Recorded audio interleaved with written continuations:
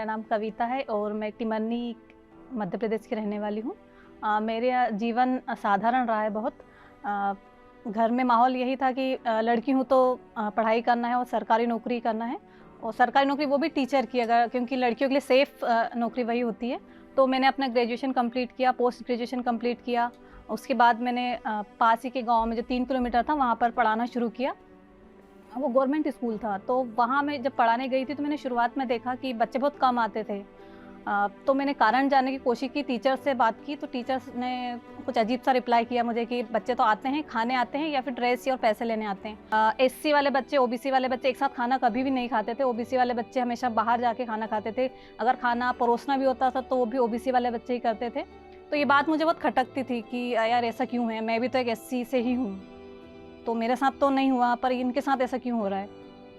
तो मैं समझ में नहीं पा रही थी कि मैं कहाँ क्या कर सकती हूँ इनके लिए, क्योंकि बच्चों का इंटरेस्ट नहीं है और मैं पढ़ाना चाह रही थी।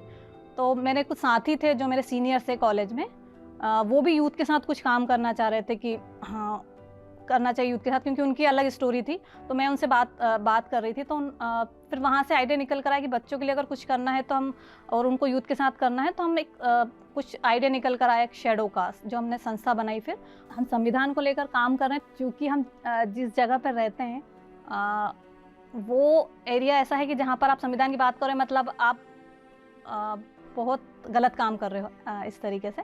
तो काफ़ी चैलेंजेस वहाँ से रहते हैं हमें।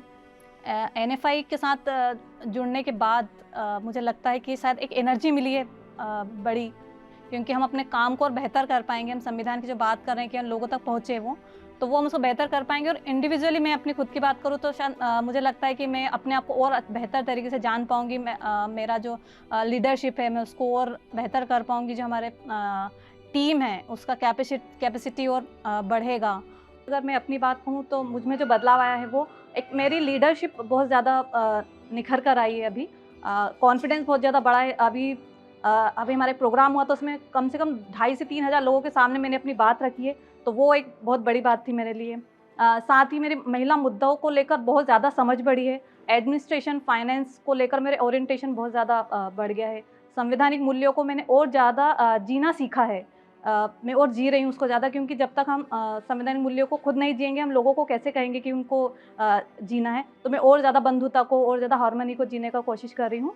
ऑर्गेनाइजेशन लेवल की बात करें तो जेंडर की संवेदनशीलता बहुत ज़्यादा आई है संस्था में। इससे पहले नहीं था। महिलाओं की संख्या ज़्यादा बढ़ी है एक पूरे 1 साल में। तो और प्रयास हमारा है कि ज़्यादा से ज़्यादा वुमन लीडरशिप को हम बढ़ावा दें संस्था में, और ज़्यादा से ज़्यादा मूल्यों को, और जो हम बंधुता की और समरसता की हम बात कर रहे हैं, वो कैसे हम खुद भी जिएँ और साथ में हमारे साथ जो जुड़े हैं हमारे समुदाय के लोग, हमारे डिस्ट्रिक्ट के लोग, वो कैसे उस संविधान को जानें, मानें और जीने का प्रयास करें।